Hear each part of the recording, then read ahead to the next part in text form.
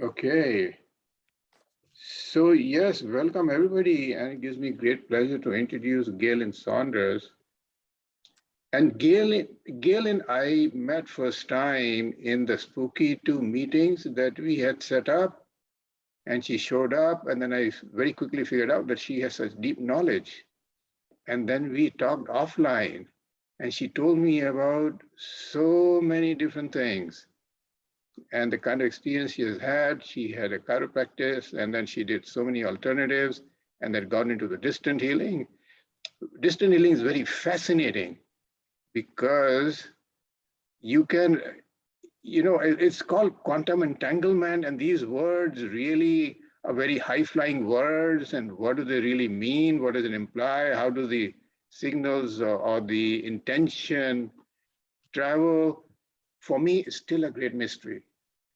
So with that, I'll let Galen tell us about herself and this little topic. And then I think if anybody wants to ask questions later on, Galen will let us know.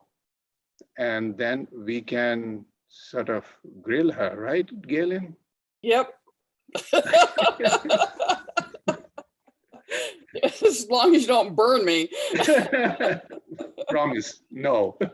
I was going to say over medium or what? Yeah.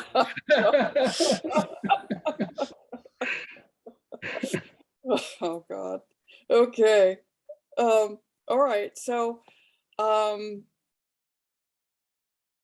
my profession has been as a chiropractor, a holistic I called myself a holistic chiropractor. And I pretty much never did anything very traditional. I did a lot of soft tissue work and a lot of energy work, nutrition, and I think it was a natural outcome from the way I was raised. I was raised with radionics from the very beginning. And my dad was a chiropractor, and he had acquired one of the first radionics machines that was made from a guy named Hieronymus. And he had it in his office for a while until the FDA made him take it out. It was a big part of our life. Sat in our living room and or another room or another, and we used it frequently. The thing about what I learned about distance type healing was from him, and it came about because attached to this radionics instrument was a thing called a stick plate. I don't know, most radionics instruments need some form of diagnosing what you're going to be doing. It's a form of dowsing, really. And this particular machine had a stick plate, and it was made of something, who knows what it was. No one ever knew what it was. It was some, I don't know, plastic glass thing.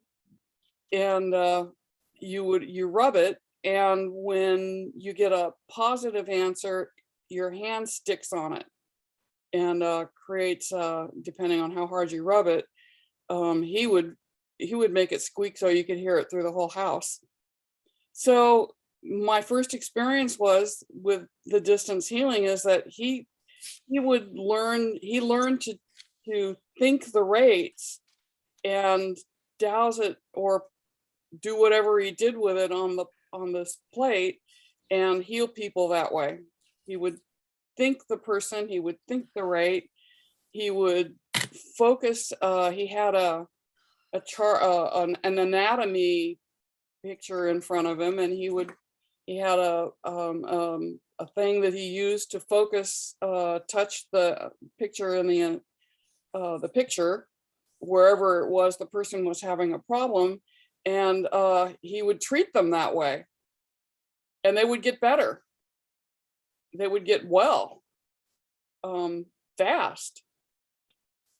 And so I grew up thinking that was normal. you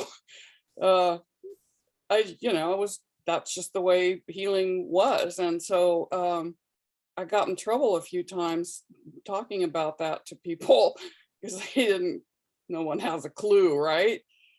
So at any rate, so when I finally got into the healing arts myself, it was sort of a natural thing for me to sort of drift into distance kinds of healings.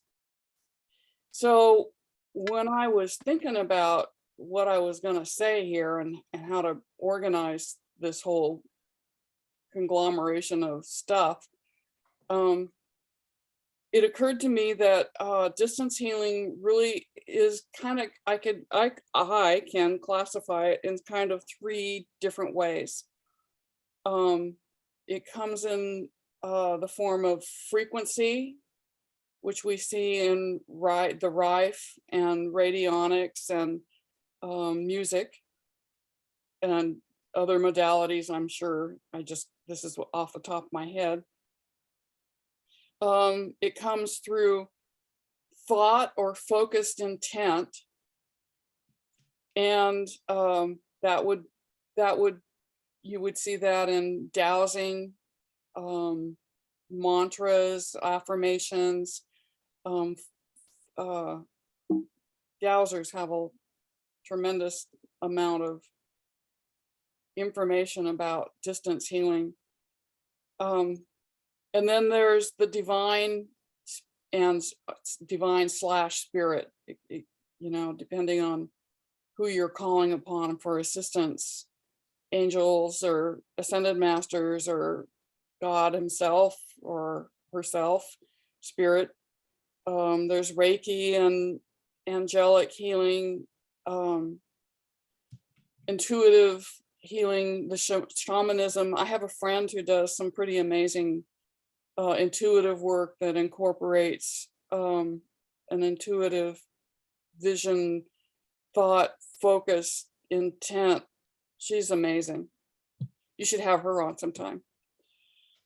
So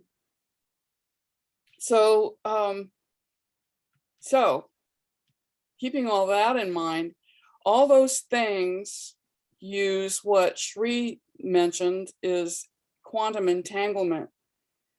I have to look up the definition of quantum entanglement, right? And it's not, the actual definition really involves 2 particles that are associated and become linked in the quantum field, more or less. And they could be linked over great distances, well, whatever distance, around the world, or probably out into space too. So that's the technical term for quantum entanglement. It's very technical, and my brain doesn't think that way. I am not a physicist. I'm not a mathematician. I'm more right brain than I am left brain. So there's plenty of sites on the net if you want to, delve into what a pure definition of entanglement would be, that you'll find it there. Then there's also the concept of quantum holography or hologram, which is another thing that's more visual and more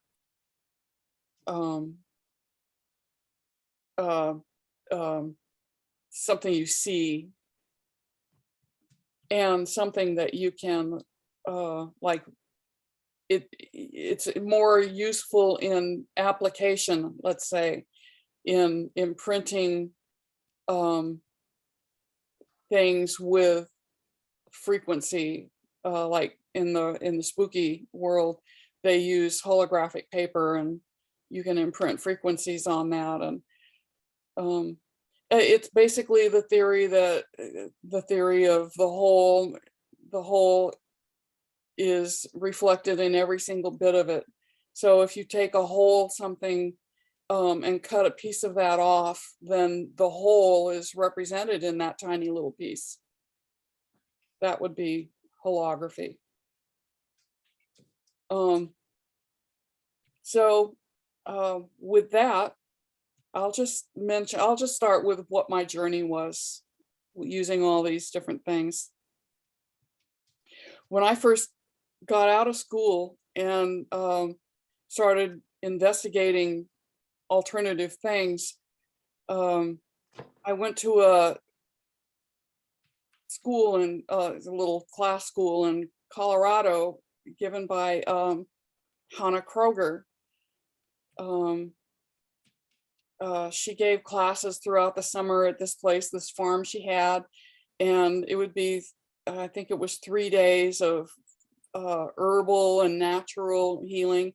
And then the last day was really esoteric stuff. And at the crux of her whole healing thing was the use of the pendulum. And so that's when I started learning to use the pendulum. And that's also when I learned that was what my dad was actually doing. He was actually dowsing with his stick plate. And that in essence, I could really do the same thing with my pendulum that he was doing with his stick plate. But in a different way, slightly different way. In dowsing, dowsers will they'll get their pendulum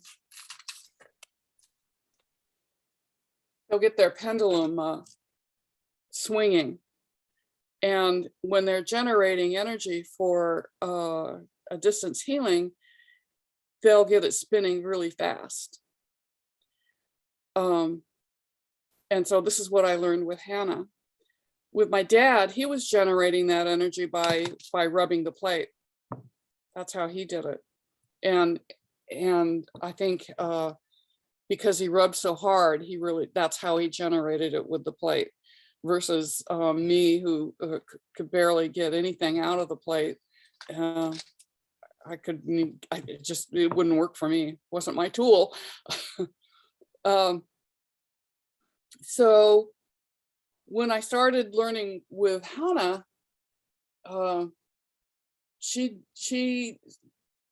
learned or taught us how to use charts, and you focus your intent on the chart, and you put, say, a witness of some kind there on the chart, and ask the question, and the pendulum goes to the answer. I don't know, some of you probably know all about that. Galen,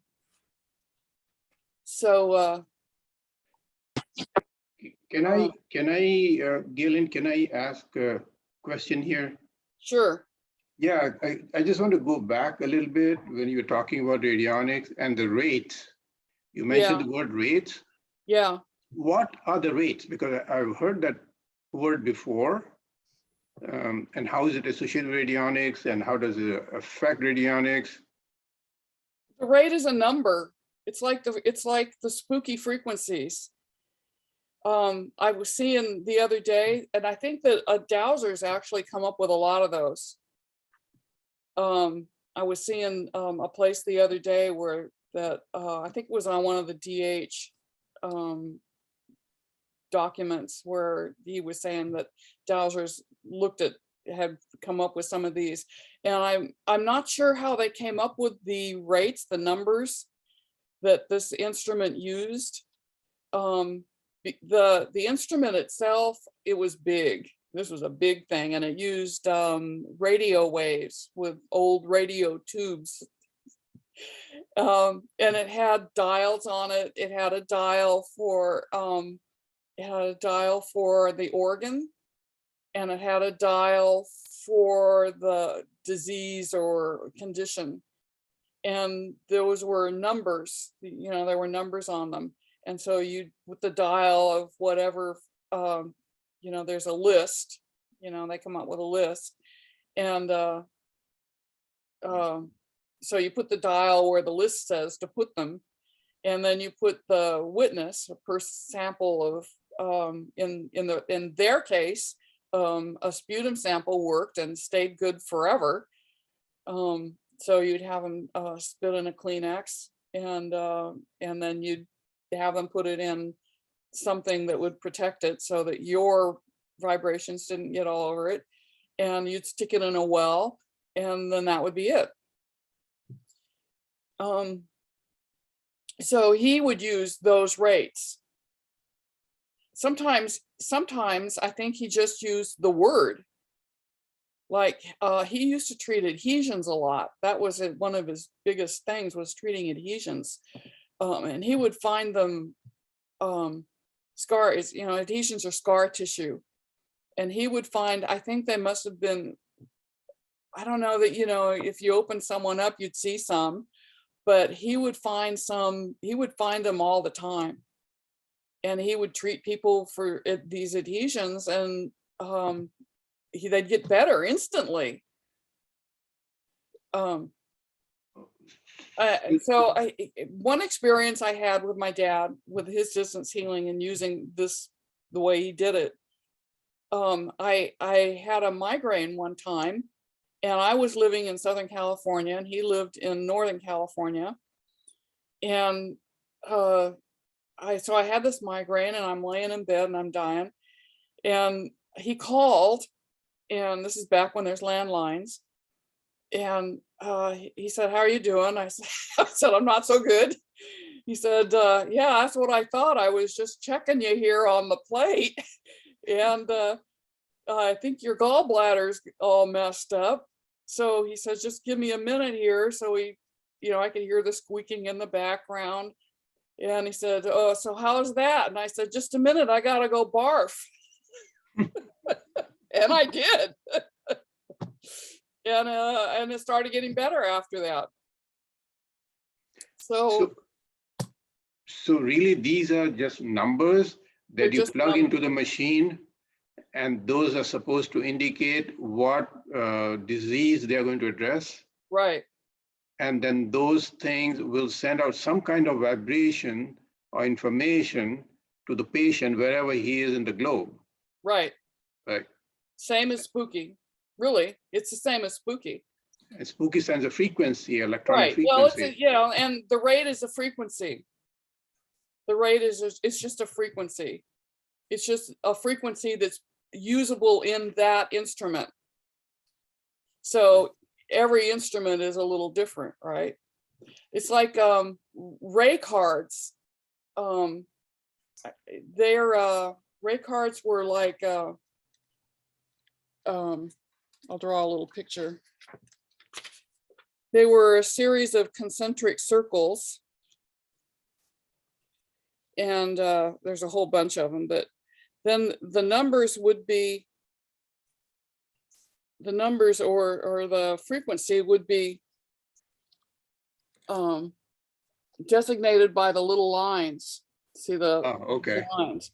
So those are ray cards, and you could stick those in some kind of instrument. You couldn't use them in my dad's instrument, but it turns out in radionics that you can make a really simple radionics instrument with a sheet of copper, a magnet, and a crystal. Right. I've heard that you can also use your intention and transmit the intention. Well, that's what my dad was doing with the plate. So he was using his intention and the thought and putting the witnesses in his head, or he might have the name written down there, and he's throwing that energy at that person and healing them. Through the frequency, then he will use the rates, right? So he'll send his intention and use the rates to transmit to the patient. Right. So that's again, that's thought and intention. going into the quantum and reaching whatever person that it's supposed to reach. So would you say that you need special skills in order to transmit your intention to the radionic machine, or anybody can do it? Anybody can do it, but it's really helpful if you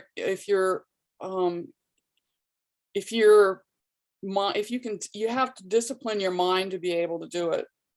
So it's helpful if you know how to focus and you can keep yourself focused, because it does take intention and focus. Like my friend who does the intuitive healing, it's the same thing. She has to really focus. She gets a picture in her head of what needs to be done, or what the energy block might be. Like last week, my husband's back went out, and so we called her and said, "What's going on here?" And she goes in and sees this picture of it was a weird picture. She'd never seen it before, but something in his spine. And she focuses on that and she calls help. This is the divine thing. She calls for angels or her shamanic helpers or whoever helps her, and puts intention and focus there. The energy block goes away. And about 2 hours later, my husband's 100, well, not 100, about 50% better. Wow, in just 2 Yeah. hours. Or less. Yeah, he could, it's like he can feel it. My last April, my back went out really bad, and it was bad, and I couldn't put my socks on. It was bad. Wow. Yeah. And so I called her. I had this session with her, and she did some work around my first husband, and it was largely around my first husband and so the session ends. I get up out of bed. It's like done. Nothing happened, really. Nothing had No, happened. it was like I was healed. It was like it was like I could put 5 socks on. It was gone. And it never came back it never recurred. So would you say that she has a special skill? Oh yeah. In order to do this, right? Not everybody can probably talk to the angels or talk to the demonic beings. That's the thing, is anybody can find what their inroad is, anybody can find what their tool, let's say a tool, because it is kind of a tool. It just takes a little practice, it's like anything. It just takes a little practice. And you mentioned other techniques, right? So you have the intuitive healing, then you mentioned the Reiki, the pranic healing. Right. There's so many modalities. So do they Right. all work, or one is better than the other? What? I think it depends on you and what you resonate with. Everybody has their own. It's like some people resonate with cheese and some people resonate with vegetables. It's like for me,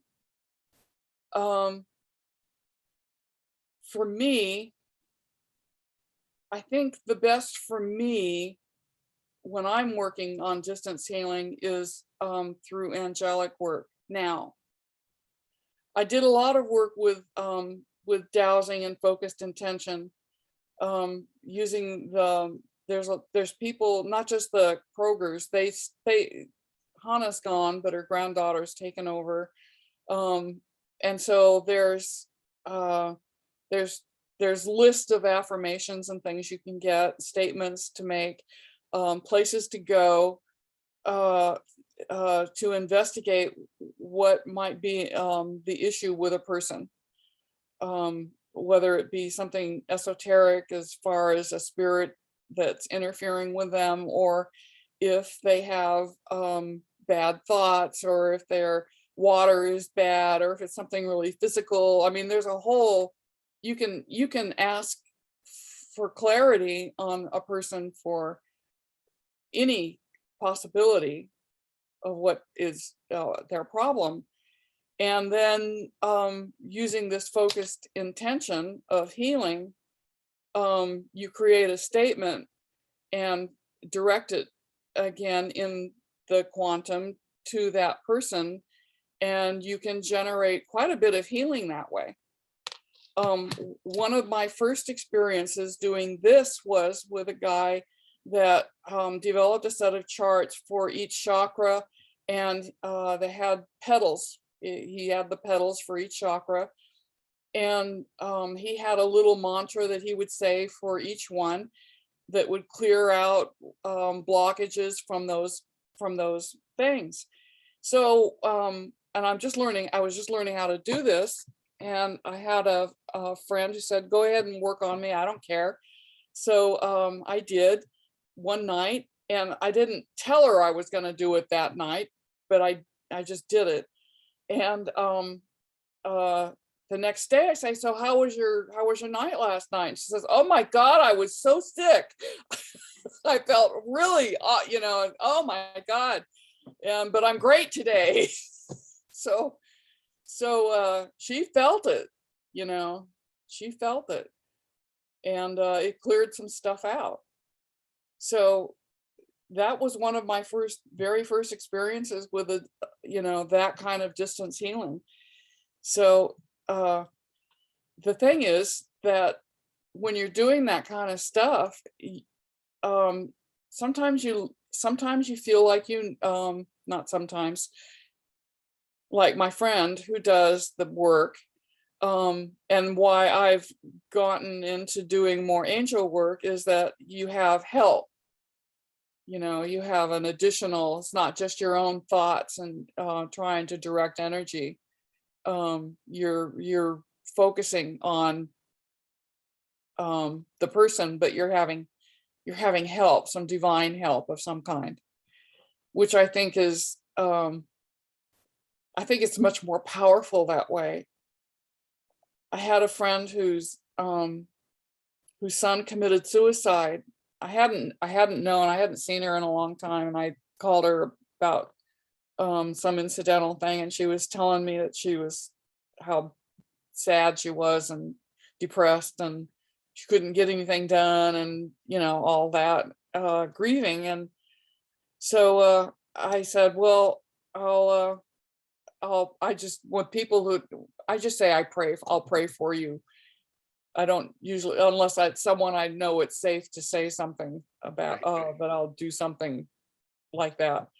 And I said, well, I'll do some praying for you. So I'd love that. And so all I did was I said, angels, whatever angel is appropriate to do this, please go help this woman if it's appropriate to do that. And 2 or 3 days later, I talked to her, and she says, after I talked to you, after a couple of hours, it was like a veil lifted.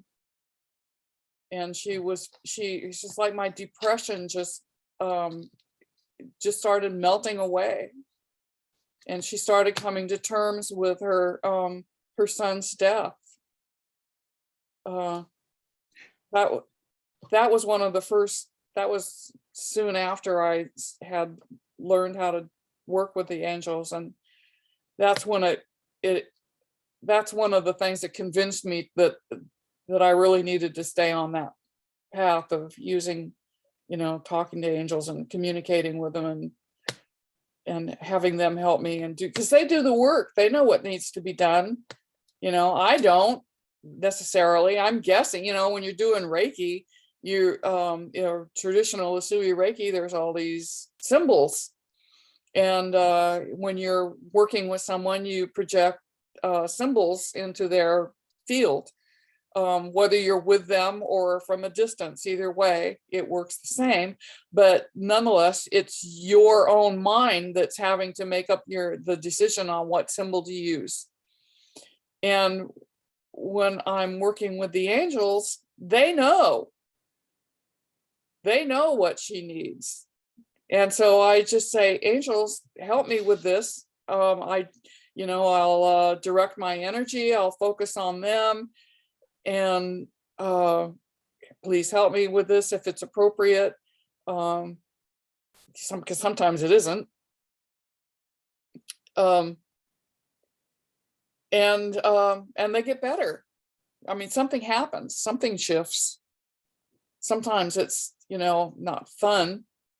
Shifting isn't like my friend that got sick that night, or when I barfed when my dad worked with me. But shifting happens. It's all about the quantum, Right. whether it's entangled or what. So really what you need to learn in this technique is how to communicate with the angels. So they could be guardian angels or like Archangel Michael, or right? You identify them, who would be there, or yeah, there's actually it's called angelic Reiki. It's not really Reiki. It's angelic empowerment, but there are attunements. I am an angelic Reiki master teacher. I have a friend who does classes here regularly. In fact, I have two friends who do classes. One does them online, and the other one does them out of her home. And they're both amazing women. And I highly recommend either one of them, because they will attune you to be able to communicate with the angels in a better way, or a facilitated way, to facilitate the. But there's hundreds, thousands probably of people out there that do angel work that have never had any kind of an attunement. So it's not a prerequisite for doing it. It's just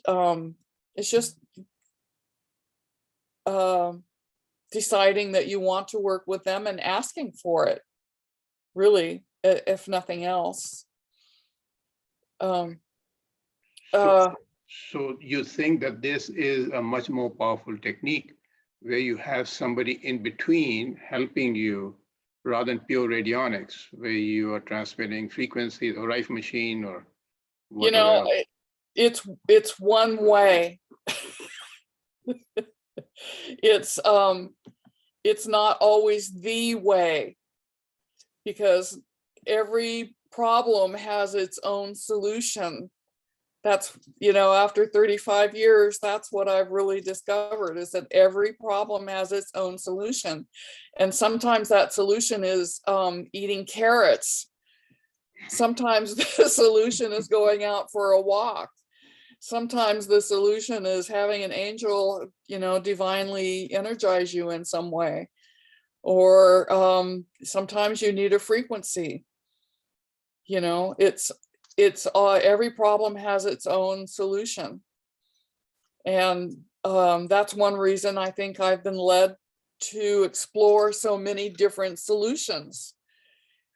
Sometimes it's color, color is a frequency.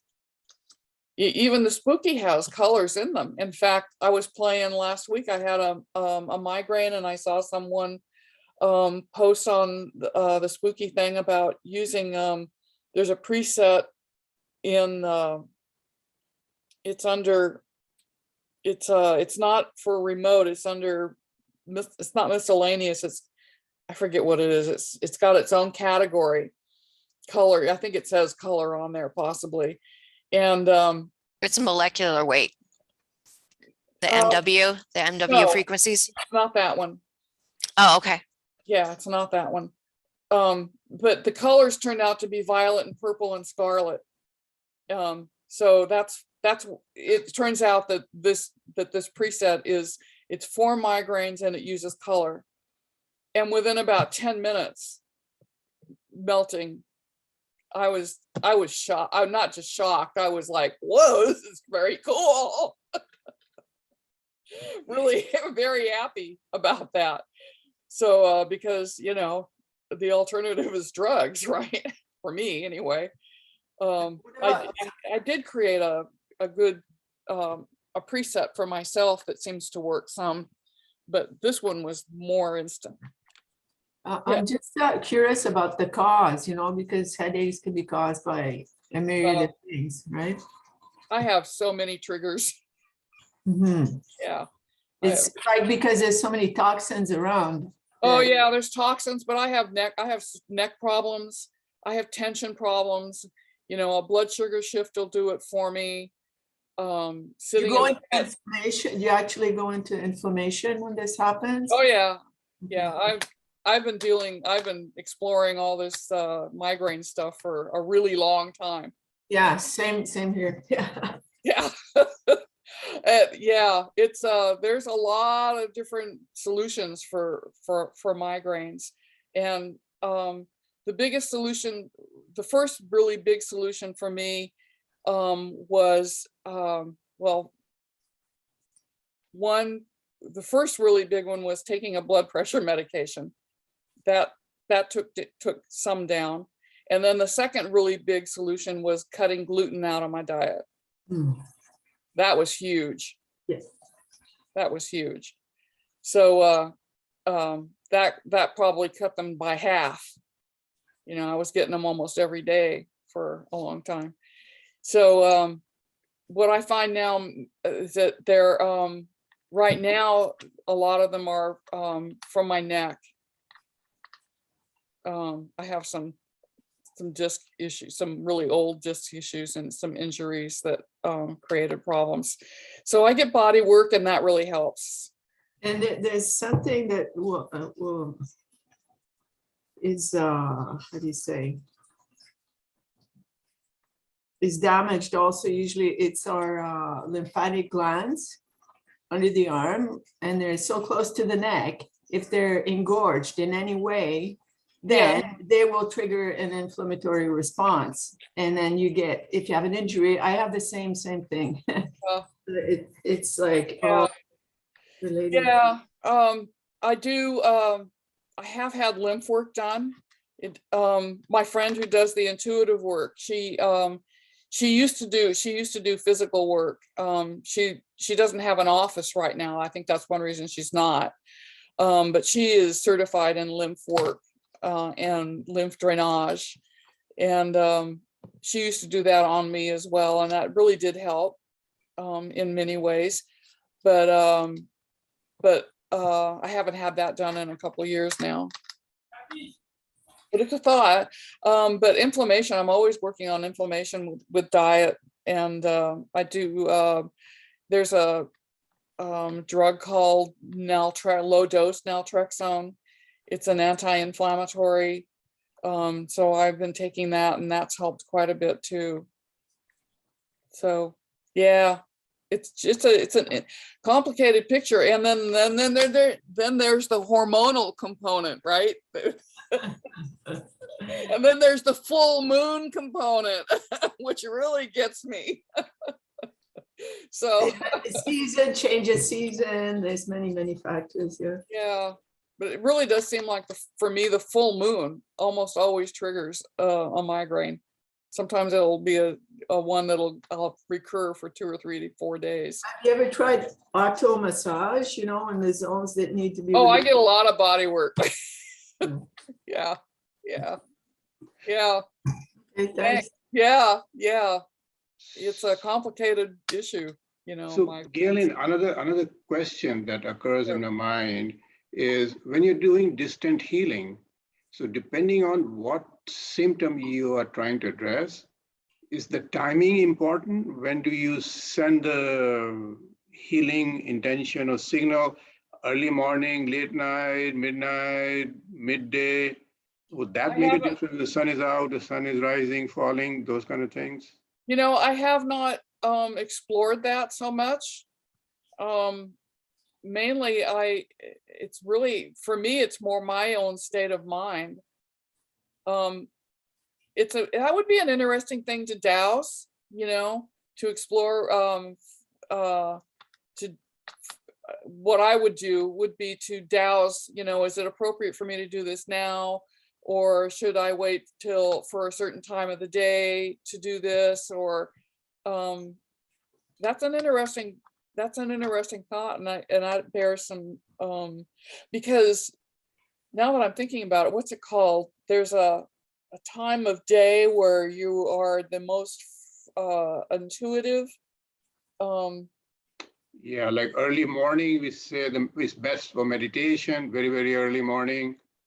is Well, best it's for actually meditation. tied into an earth thing. I heard this on David Wilcock. It's I actually got an app for it. And it tells you the time of day when it's geographical. When you're, I'm not going to access it. It's more geographical for where you are that something time. I forget what it's called. I haven't heard the word in a year or so. So there's that, and you're supposed to be at the most intuitive at that particular moment. And I think what I've discovered that for us here where I am located, it's like 11 p.m. or something, which is not a very practical time since I'm snoozing. How about the success rate, Galen? I mean, if you get like 100 patients, I'll call them patients, if people come with some symptoms or problems, would the success rate be 50%, 60, 80, 90, 0, 1, 5, what? Any? Wow. I think everyone that I think almost everyone that I've ever done any kind of work with has at least 90% has had some kind of shift. I'm not going to say Wow. success. I'm going to say shift. Yes. Because that's important, right? They yeah, feel because change. success, yeah, shift, the word success is loaded. It depends on what your definition of success is. It's like, am I successful in my career? Well, if financially, probably not, but I've helped a lot of people, so I'm successful in that way. It's that kind of definition. So I would say shifting is a better, getting people out, getting something to change is for me the goal. Always, a shift in some way or another, just so that it doesn't stay the same, so that it shifts in some way. If it shifts like what they think is worse, like they're having a bad reaction to something, in some ways that's probably a good thing too, because it might be like a Herkheimer reaction, Right. or you're just expelling toxins, like when I threw up after my dad's treating me my gallbladder.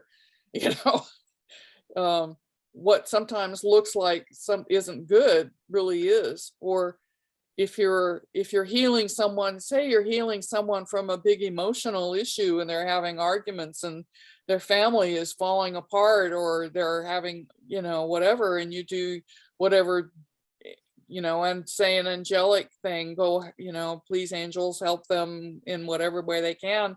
And they turn out getting a big divorce the next day. Some people might not think that was successful, but maybe that's exactly what had to happen. Or like somebody losing their job. Sometimes that's the best thing that could ever happen to someone, even though in the face of it, it looked like a disaster, but it frees them up, for something better. Yeah. Another thing that you've been mentioning in your talk is dowsing. It looks to me that dowsing is a very, very important process. Yeah. And it indicates to you the veracity or the effectiveness of certain modality. So Yeah. how does the dowsing work? Is it the same thing as radionics? Is it a very, very different thing, or? No, right. Dowsing is attuning yourself to, generally, to a spirit in general, or to whatever source you want to use to get answers. Like when you're asking questions of God, I usually direct my questions to Archangel Raphael, Michael, or to I grew up calling it Father, but Spirit, Godfather. So or an ascended master that I also have with me. So I'll direct a question generally towards one of them, and then my pendulum gives me, whatever answer that I might be asking. I could be using a chart, or I could just be asking yes or no, depending on my intent, right? It's all about intent. And you have to keep neutral. You have to learn neutrality. You have to learn to not care what the answer is, because if you don't want to color it. That's probably the hardest part about dowsing, is learning to trust your answers, that they're pure and they're not colored by your own ego or your own, wishes. That's the hardest part for most people. And dowsers say that the accuracy of dowsing is about 70%. And when I started out, that's about what it was. It was about 70%. But I think in more recent years, since the more you attune yourself, the more you get your right brain open, the more you get your heart open. The heart is really the intuitive center. Heart math teaches us that. They've done the science around all that. The heart has a brain, and the heart is what picks up stuff. It just transmits the answers to our brain. And so that's learning to be receptive to and open and neutral, and then getting the answers, and then accepting and going on and trusting them. You have to trust and act on that. And the more you do that, with or without a pendulum, the more you trust yourself and your answers, then the more accurate you'll be. Does that make sense? Yeah. So really, I mean, always this question, I've seen people using the pendulum. So it is not your own hand that starts moving it faster. Oh, your hand does move it. What happens is when you're dowsing, you get the answer, or the energy comes in, and your body reacts to it in some way or another. And you program yourself to have some form of body reaction. Like when you're using a pendulum, you are training your arm to move in a way that'll make the pendulum turn in a certain direction. But there are ways of dowsing where you use your fingers as a muscle test, and yes and no. So you can dowse this way, and you can dowse with your fingers in the circle way, with resistance this way. This is yes, that's no. I can't hold it. So there's a lot of different ways of dowsing. Those are the three main ways that I do it. They're not very subjective, right? Then they're not very. Well, sometimes I'll think I'll be doing this with my fingers, and I'm going, I don't know, it's wishy-washy. It's wishy-washy, and I might get a different answer 3 times, and so I'll say, okay, so then I'll pick up my pendulum, and then I'll use my pendulum. That's always, for me, the biggest tool, or the best tool. I just don't always have it with me conveniently at my hand. And also, if I'm in the store, or I'm talking to a patient that isn't, receptive to using a pendulum, then I don't want to whip it out in front of them, and then I use my fingers, and in a discreet manner. We do that when we're shopping a lot. I mean, I want to now open up to the audience. If anybody wants to ask any question, we have another 10 minutes or so. Anything that you want to comment? Just unmute yourself because everybody is muted. And go ahead and ask a question.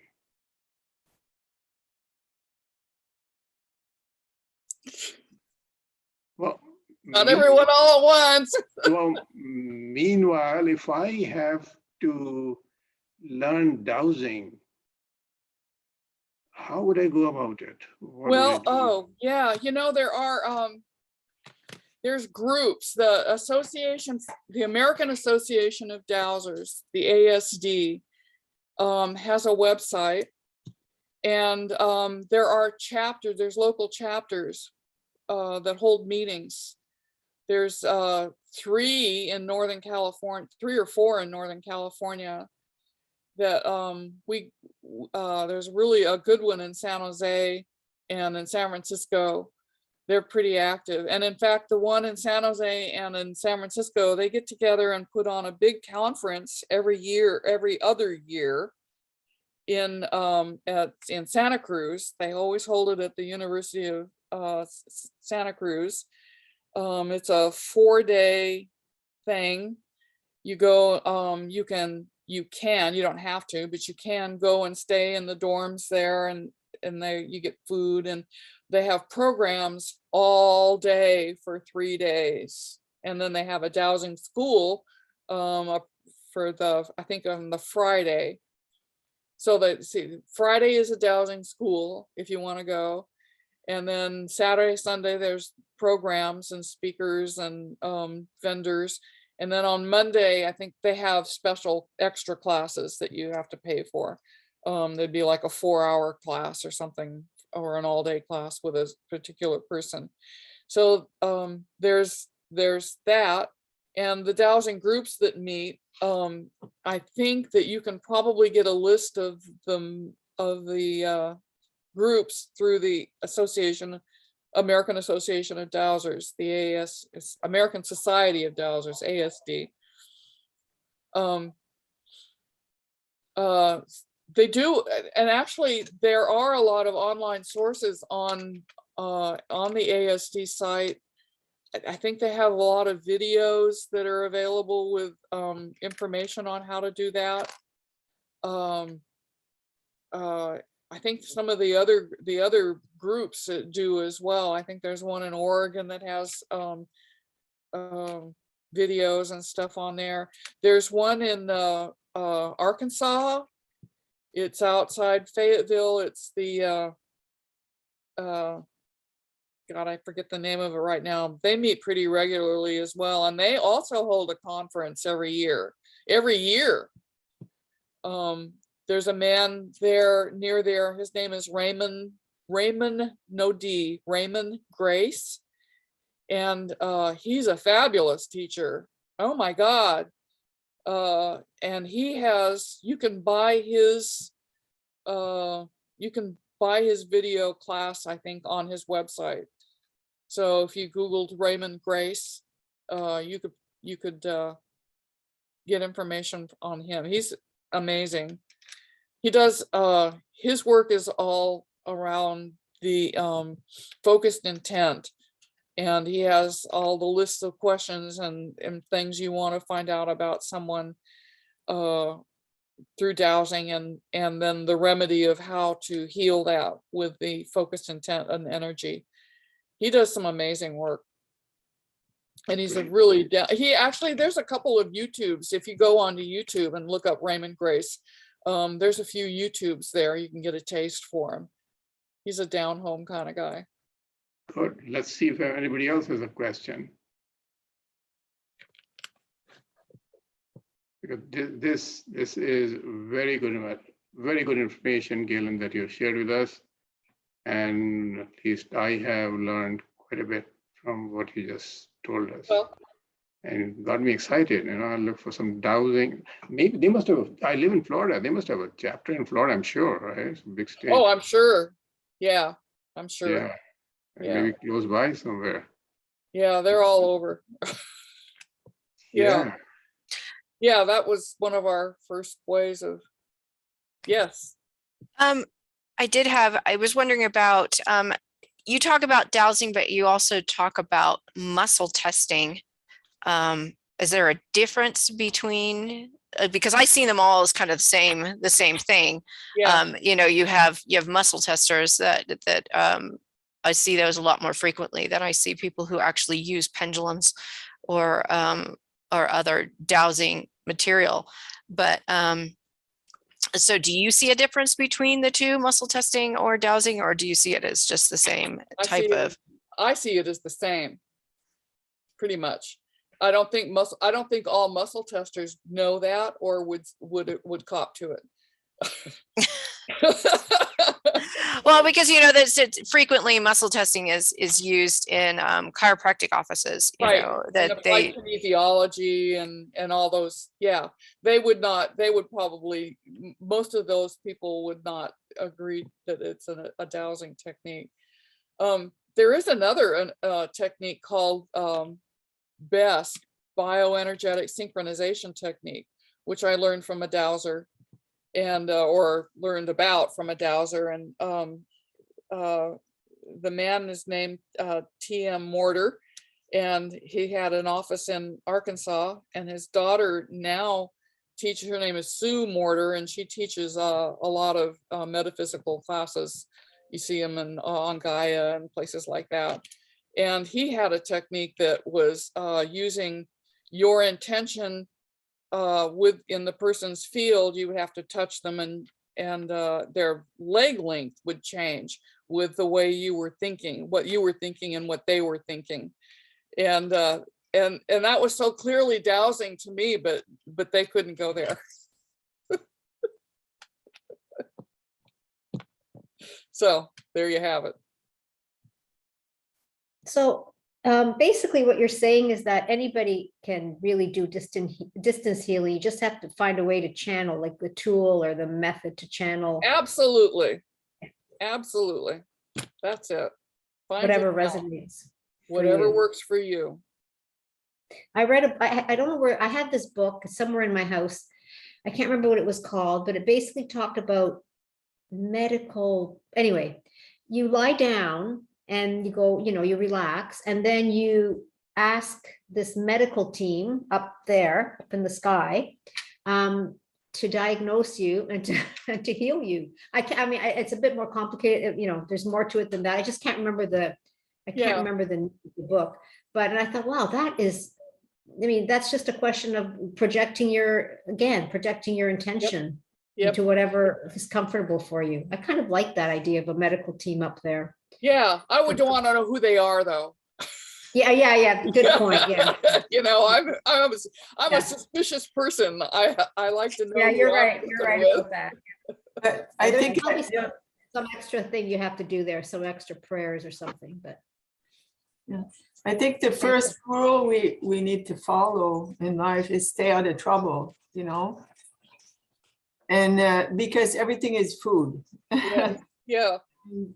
We can get contaminated so quick.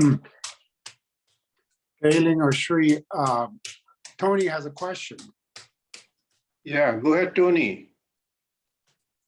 Hello, I'm shy about the question, but how do you choose the pendulum? Oh, well,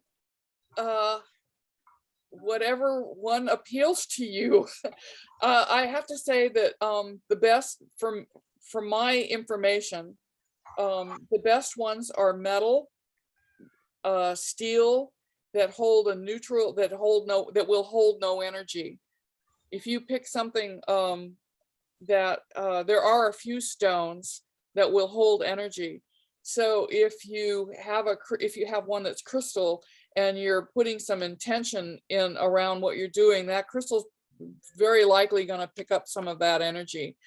And so you'd have to clear it every time you use it. So that's why I like metal ones, especially steel. Thank you. because so they're much. neutral. And otherwise, you know, I think that the association, the ASD website has a store and they've got pendulums on there and you could pick one from there, you know, and a lot of metaphysical stores have them too. But again, a lot of those are usually crystal because they appeal to everybody. They're pretty. So can I pick up a piece of rock outside my house and make a pendulum out of it? You can make a pendulum out of a washer. Yeah.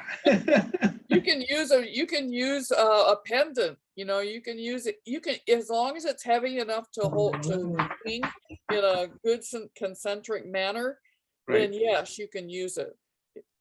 That's all you need is something that's going to be heavy and like I've got this is a pretty fancy one here. It's actually supposed to be able to douse certain things. The rings are all supposed to stand for different levels of your aura. I just liked it. But So I made out of resin and kyanite. It's orgone because there's metal in it, and the kyanite won't pick up. That kyanite is neutral. It's one of those stones that won't pick up things. yeah, I was just reading a book about getting rid of energy, and they talk about that if you use any type of gems, soaking it in salt water for like an hour to get rid of the energy. I don't know what you think about you know, Yeah. clearing the energy from any of these things. There's a lot of ways to clear energy from crystals. A lot of people say it has to be done in a certain way. I know for I'm gonna say I know for a fact. What really seems to work really well for me is a piece of selenite. You take a wand of selenite and you hold it against the crystal and it clears it out. Selenite works, but also choku rei, the Reiki choku rei. If you hold it in your hand and you choku Oh rei. yeah, that was another method that they were talking about. Yeah. Yeah, that works. Holding under water, running water for period of time, that works. The salt water works.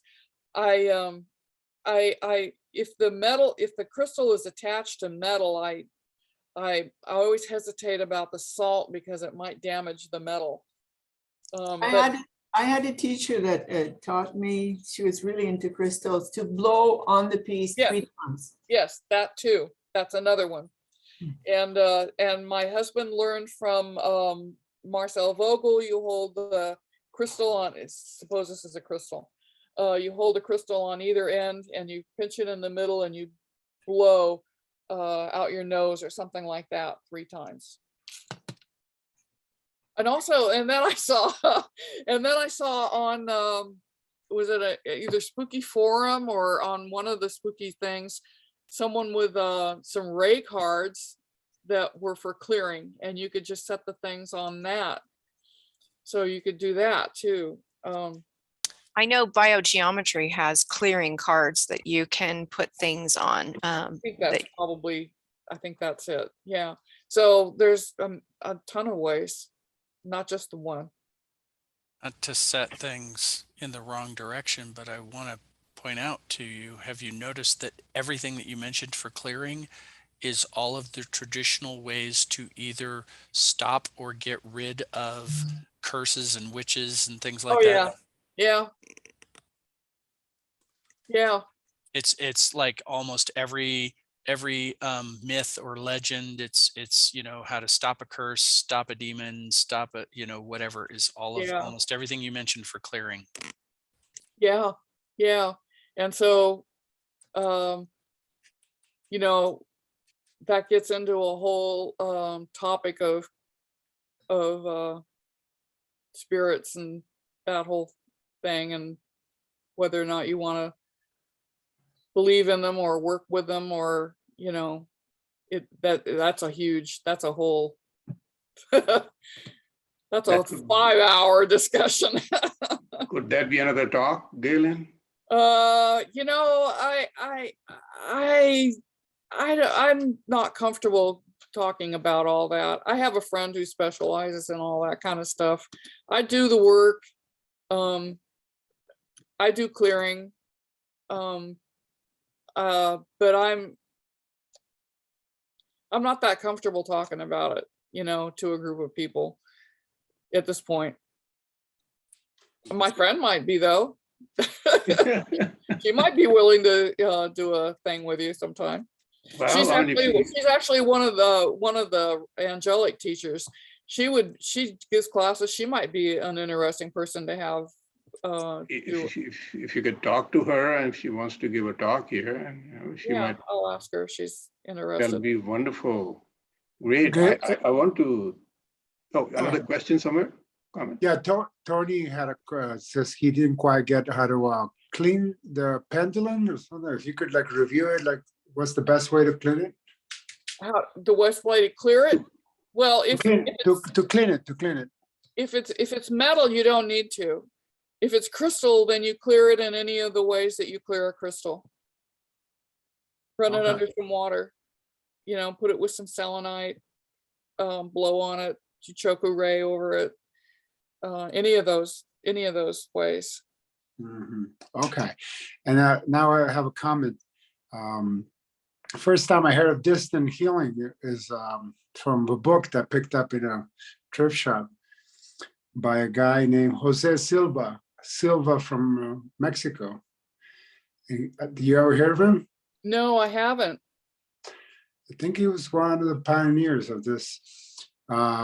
He wrote a book, several books, but one of the that I remember is it's called You, the Healer. Uh-huh. Yeah, and I'll write that down and I'll look it up. Yeah, it's called You, the Healer, and it's Jose Silva. Actually, I have one. I don't have that book, but I have this one. It says Silva. See it? Do you see it? I'm sorry. Do you see this book? I'm No, showing you. no, You don't know, have it. You're not. You don't. Your camera is on. off. Oh, wait 1 second. Sorry, Yeah, your video. I didn't realize my camera is off. It's good now. Yeah. It's good now, Oh, yeah. Still a mind control. I have a friend who was raised with that. Her mom was really into that. Yeah. But Yeah. the book this is not the book I'm talking about. The book Oh, that I read through was yeah, it was called You, the Healer. So I might okay. look it up again and read it a little more carefully now. Yeah. Yeah, thanks. Thank you for your talk. Yeah, thank Yeah. you. Thank you for So, watching. Thank you so much, Galen. We've gone slightly over, but I think it's worth it. It Okay. was so interesting. I mean, I'm sure everybody else also learned quite a bit from this. Distance healing is such a captivating field, and it's very difficult to grasp, right? Because we're so used to contact healing, face to face. We are so used to it is ingrained in our DNA. Yeah. And when you look at the distance, then you add the level of spirituality on it, and that I would say it makes it many fold much more powerful, right? And we all need to sort of start dabbling it and make some progress. Yeah. So thank you so much. If you can talk to your friend, if she is